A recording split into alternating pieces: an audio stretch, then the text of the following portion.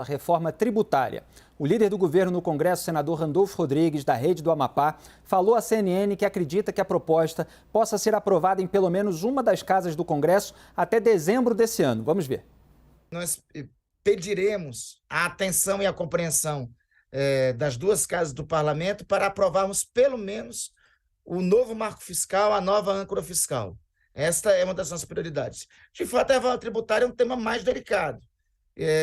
Eu trato como horizonte possível para nós, até dezembro, até o final desse ano, nós podemos entregá-la ao país. Se nós conseguirmos isso, nós teremos alcançado, este governo terá alcançado um feito histórico, visto que 2 ou até 3 governos já passaram e não conseguiram avançar no tema da reforma tributária. Muito bem, está aí Randolfo Rodrigues. Felipe Salto, eu começo por você. Se a gente for acreditar nas propostas ali, nas promessas, pelo menos, do governo, no primeiro semestre a gente vai ter uma nova regra fiscal para substituir o teto de gastos, ainda vai ter a primeira parte da reforma tributária, dos impostos sobre o consumo, e lá no segundo semestre a parte dos impostos sobre renda, em que talvez haja polêmicas maiores. Como é que você vê esse cronograma? É possível de ser cumprido ou essas discussões tendem a entrar em 2024? Olha, eu acho que em política, eu fiquei em Brasília 8 anos ali, claro que no campo técnico, na instituição fiscal independente, mas é arriscado fazer esse tipo de projeção, porque daí você põe a data e não cumpre aquela data, pronto, agora nunca mais vai ter reforma tributária. Então, é preciso ter cautela, mas evidentemente que o senador Randolfo tem muita experiência nisso, né? E que bom, se sair até junho a regra fiscal, acho ótimo, porque, de fato, hoje, o teto de gastos, sabe quanto foi no ano passado e para quanto vai esse ano? Vai aumentar em algo como 250 bi o teto de gastos. Ele vai para quase 2 trilhões. Não vai ser restrição nenhuma para gastar. Tanto que você tem na PEC da transição, que virou a emenda à Constituição número 126, 145 bi de subida no teto, mais 24,1 bilhões, pelos cálculos da IFE, a Instituição Fiscal Independente, de investimentos que podem ser feitos adicionalmente. Resta saber se vai ter projeto de investimento, assim a toque de caixa, para fazer tudo isso. Tomara que sim.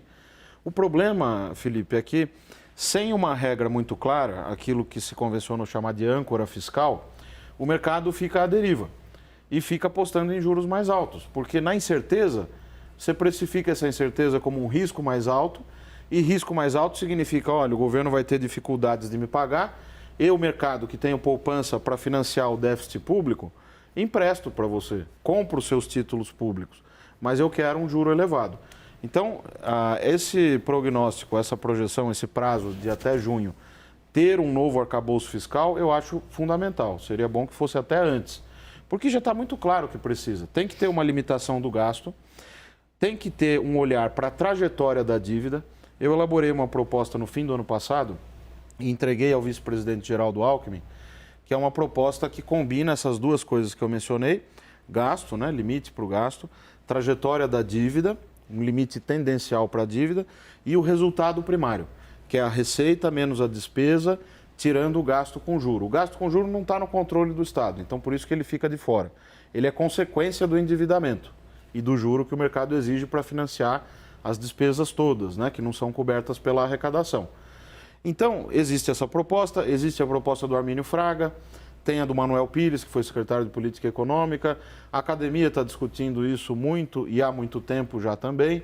O principal desafio é que ela seja crível, transparente e que, independentemente de ser um pouco mais complexa do que o teto, que era muito direto, você tem um valor de gastos que é corrigido pela inflação e não pode gastar mais do que isso, que ela seja bem explicada, tem que ser uma coisa didática e tem que ser passível de ser cumprida.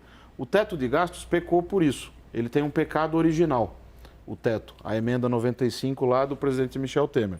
Foi um movimento muito importante, ajudou a reduzir o custo da dívida, mas ele foi construído de uma forma que ele é uma espécie de tudo ou nada.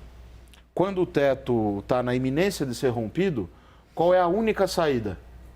Mudar a Constituição. Por isso que o ministro Paulo Guedes mandou lá em 2019 aquela trinca de PECs, uma delas a PEC emergencial, que virou a emenda à Constituição número 109, né? Essa PEC emergencial, era para resolver aquele problema. O teto vai ser rompido, vai todo mundo preso. Crime de responsabilidade. A regra fiscal não pode ser assim. Ela tem que ter um plano B. Não é que é para você ficar usando o plano B toda hora, mas a literatura de regras fiscais, o FMI tem um monte, rios de tinta escrito sobre isso, ela prevê e manda que você tenha alguma flexibilidade. Então, se o teto for estourar, a lei orçamentária, a proposta de lei orçamentária, que é de iniciativa do Executivo, tem que vir com isso explicitado e mostrar automaticamente que medidas vão ser tomadas para voltar à regra original. O teto era muito duro e não tinha plano B. Então, como é que se resolve isso? Vamos fazer uma limitação de gasto que não seja só a inflação. Pega, por exemplo, o crescimento médio do PIB dos últimos 5 anos, mais a inflação. E aí você permite algum crescimento real da despesa. A Receita vai ter que entrar nisso também. Eu sei que isso é um tema delicado, porque ninguém gosta de dizer que precisa aumentar as receitas, mas precisa aumentar as receitas. Porque o Estado, o modelo de Estado que a Constituição Cidadã de 88 escolheu, não é um modelo de Estado pequeno. Por isso que a carga tributária é de 34,3% do PIB. Qual é o desafio, a meu ver, Felipe? É manter essa carga e até eventualmente algum incremento, se a gente conseguir melhorar a progressividade do regime tributário, mas melhorar a alocação desses recursos. Eu não sou muito otimista, meu xará Felipe Salto, porque eu vejo que toda regra que começa a incomodar os interesses políticos que não fazem o dever de casa, como você estava apontando no começo, elas são alteradas.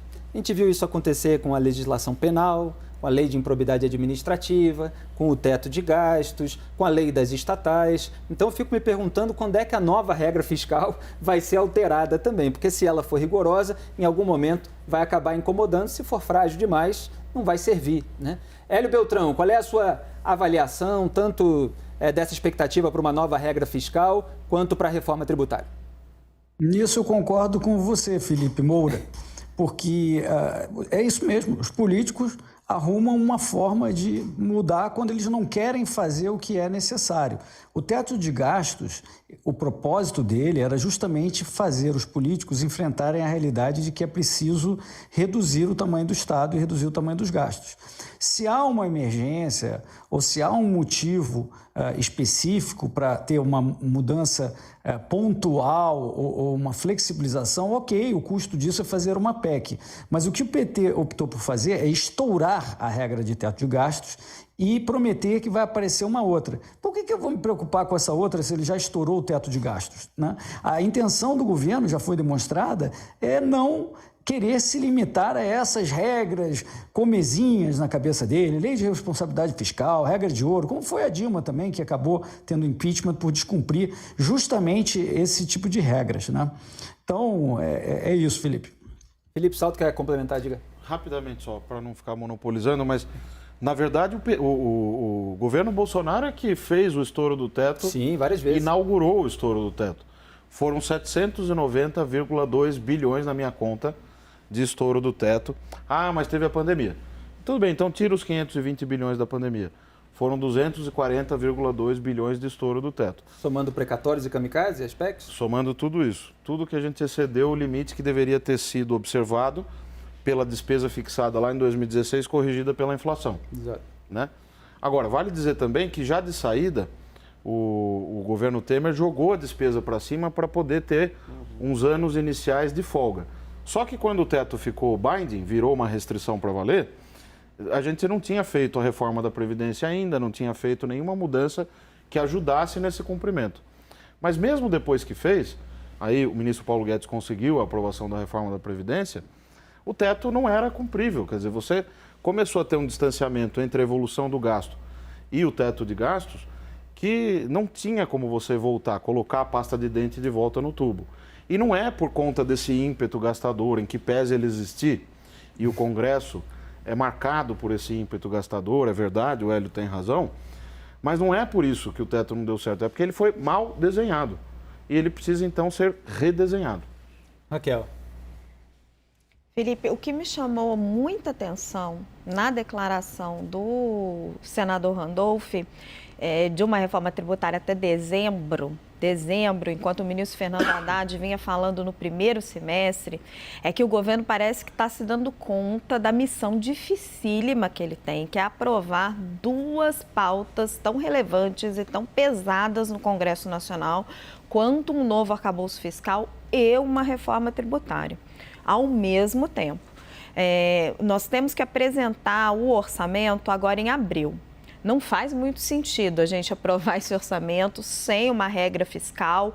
Minhas apurações no Ministério da Fazenda mostram que eles estão tentando fazer as coisas mais ou menos juntas. Talvez estejam dando uma prioridade ao arcabouço fiscal por conta disso. Mas eu venho sentindo nos últimos dias um alargamento desse prazo. Simone Tebet foi a primeira que fez isso, quando ela foi se reunir com Arthur Lira e saiu de lá falando em reforma tributária já só em agosto. Então, assim, se você sente ali no mundo político que eles estão percebendo a dificuldade. Deve estar aparecendo ali, pela voz de Lira, de outros líderes do Congresso Nacional, as dificuldades que vai ter para passar essa reforma. Eu ainda acho que é uma reforma possível, viável, porque muito já se foi discutido sobre ela. A gente já fez muito do dever de casa dessa reforma tributária no governo Jair Bolsonaro, desde quando o presidente da Câmara era o Rodrigo Maia. Mas dá para ver o governo jogando essa perspectiva um pouquinho mais para frente, então acho que a situação deve estar ficando um pouquinho mais complicada. Sobre o teto de gastos, Felipe, eu acho que ele cumpriu muito bem a missão dele, que era uma missão de ancoragem de expectativas. A que pese o Henrique Meirelles, que era o ministro da Fazenda na época do governo Temer, ter jogado mesmo as despesas para cima, então ele mesmo não teve que fazer muita coisa em termos de corte de despesa, todo mundo tinha um rumo. Sabia-se que se fizesse o dever de casa, a despesa ia diminuir. Isso permitiu uma queda de juros, que é o que o Lula tanto quer, expressiva naquela época. O que aconteceu foi que o Brasil não conseguiu fazer o que se esperava dele, que eram as reformas. E aí o problema eu acho que não era o teto em si, foi a falta de vontade de política de fazer as reformas administrativas, principalmente a reforma administrativa, para cumprir o que se esperava dentro do teto de gastos. E aí, diante dessa falta de vontade política, não resta outra alternativa a não ser redesenhar a regra. Sem fazer a reforma administrativa. Joel? Tem certos consensos que acabam se impondo no debate público e quando isso acontece, acho que a chance da mudança vir é maior.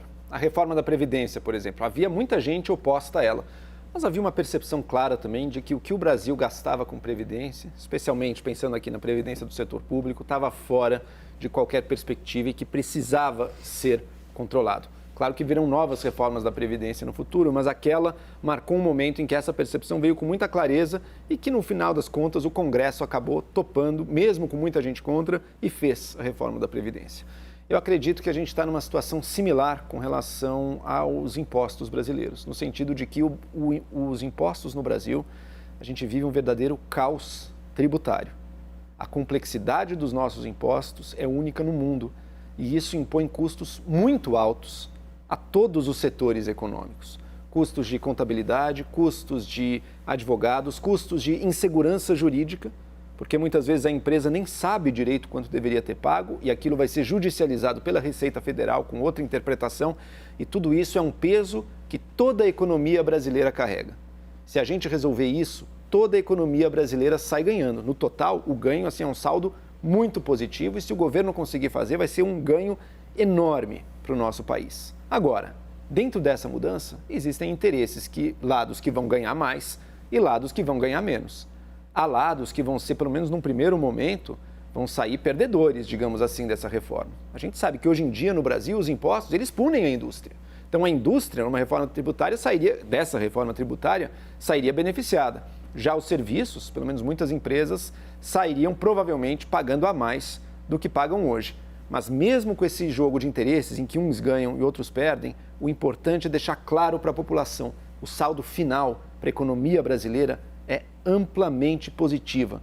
E sendo assim, mesmo aqueles que acham que vão se prejudicar, no final das contas estarão melhor de ter no Brasil um ambiente muito melhor para se fazer negócios do que o que existia antes. O saldo é positivo em termos de organização da estrutura tributária, sistema. Concordo muito com você. Agora, de crescimento do PIB futuro. Agora, respondendo a nossa taxa, se o projeto de Lula, que na verdade é um projeto que já está desenhado, vai diminuir a carga de imposto, se a gente der muita sorte, vai ficar empatado. Não acredito em redução nunca. Felipe Salto disse que não, a gente não tem mais tempo, mas só para concluir, acha que não? Eu acho que não reduz a carga tributária e o principal nó a resolver na reforma tributária é o ICMS.